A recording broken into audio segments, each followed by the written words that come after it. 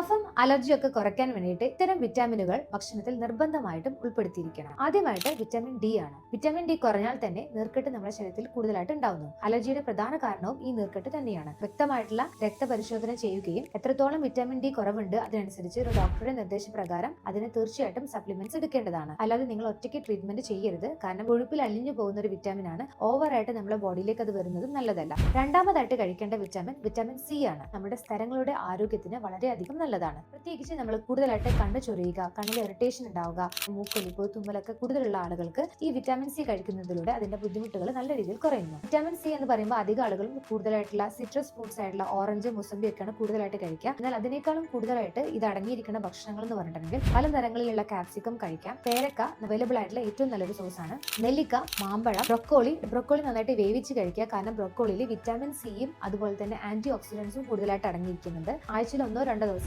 Kiwi fruits കഴിക്കുന്നത് വഴി ഈ വിറ്റാമിൻ സി നമുക്ക് നന്നായിട്ട് ലഭിക്കുന്നു. അടുത്തതായിട്ട് മീനെണ്ണയാണ്. കൂടുതലായിട്ട് ഒമേഗ 3 ഫാറ്റി ആസിഡ്സ് അടങ്ങിയിട്ടുണ്ട്. അതുപോലെ തന്നെ DHA പോലെയുള്ള ഒരുപാട് ആന്റി ഓക്സിഡൻസും കൂടുതലായിട്ട് അടങ്ങിയിരിക്കുന്നു. വിറ്റാമിൻ എയുടെ ഒരു ഘടകമായിട്ടുള്ള റെറ്റിനോൾ കൂടുതലായിട്ട് ഈ മീനെണ്ണയിലുണ്ട്. ഇത് നമ്മുടെ സ്ഥലങ്ങളിൽ കൂടുതൽ ആരോഗ്യകരമായിട്ടുള്ള കോശങ്ങൾ ഉണ്ടാവാൻ വേണ്ടിയിട്ട് വളരെയധികം സഹായിക്കുന്നതാണ്. ചെറിയ മത്സ്യങ്ങളായിട്ടുള്ള മത്തി, അയല, ചൂര എന്ന മത്സ്യങ്ങളിലൊക്കെ ഇത് നല്ല രീതിയിൽ അടങ്ങിയിരിക്കുന്നു. ഇനി അടുത്തതായിട്ട് വിറ്റാമിൻ ഇ ആണ്. ഇത് നമ്മുടെ കോശങ്ങളുടെ ഇലാസ്റ്റിസിറ്റി മെയിൻറ്റെയിൻ ചെയ്യാൻ വേണ്ടിയിട്ട് സഹായിക്കുന്നതാണ്. ഇപ്പൊ നമുക്ക് ശ്വാസകോശത്തിന്റെ ഇലാസ്റ്റിസിറ്റി അല്ലെങ്കിൽ എഫിഷ്യൻസി കുറഞ്ഞു പോകുക എന്നുള്ളതാണ് അലർജിയുള്ള അധികം ആളുകൾക്ക് ഉണ്ടാകുന്ന ഒരു ബുദ്ധിമുട്ട്. ഉദാഹരണമായിട്ട് അലർജിയുള്ള ഒരാൾ സ്റ്റെപ്പ് ഒക്കെ കയറുമ്പോൾ സ്വാഭാവികമായിട്ടും അവർക്ക് ശ്വാസത്തിന് ബുദ്ധിമുട്ട് വരാറുണ്ട്. അതിനൊക്കെ പ്രധാനപ്പെട്ട ഒരു കാരണം ഈ ഒരു ഇലാസ്റ്റിസിറ്റി നഷ്ടപ്പെട്ടു പോകുന്നത് കൊണ്ടാണ്. ഇത് അടങ്ങിയിട്ടുള്ള പ്രധാനമായിട്ടുള്ള ഭക്ഷണങ്ങൾ അവോക്കാഡോ കഴിക്കാം, ബദാം, അതുപോലെ തന്നെ സൺഫ്ലവർ സീഡ്സ് കഴിക്കാം. കൂടുതലായിട്ട് ഒലിവ് ഓയിൽ ഭക്ഷണത്തിൽ ഉൾപ്പെടുത്തുക. കടൽ മത്സ്യങ്ങൾ കൂടുതലായിട്ട് കഴിക്കുക. മുരിങ്ങയില, ചീരയിലയിലൊക്കെ നല്ല രീതിയിൽ വിറ്റാമിൻ ഇ അടങ്ങിയിരിക്കുന്നു. അടുത്തതായിട്ട് കാൽസ്യം, പൊട്ടാസ്യം, മഗ്നീഷ്യം ഒക്കെയുള്ള മിനറലുകളാണ്. ഈ മിനറലുകൾ നമ്മുടെ ശരീരത്തിലെ ശ്വാസകോശത്തിന്റെ പ്രവർത്തനം നല്ല രീതിയിൽ നടത്താനും അതുപോലെ തന്നെ സ്ഥലങ്ങളുടെ ആരോഗ്യം നന്നാവാനും വളരെയധികം സഹായിക്കുന്നുണ്ട്. നമുക്കൊരു അസുഖം മാറിക്കഴിഞ്ഞാൽ നമ്മുടെ ശരീരത്തിനെ പൂർവ്വസ്ഥിതിയിലേക്ക് ആക്കാൻ വേണ്ടി സഹായിക്കുന്ന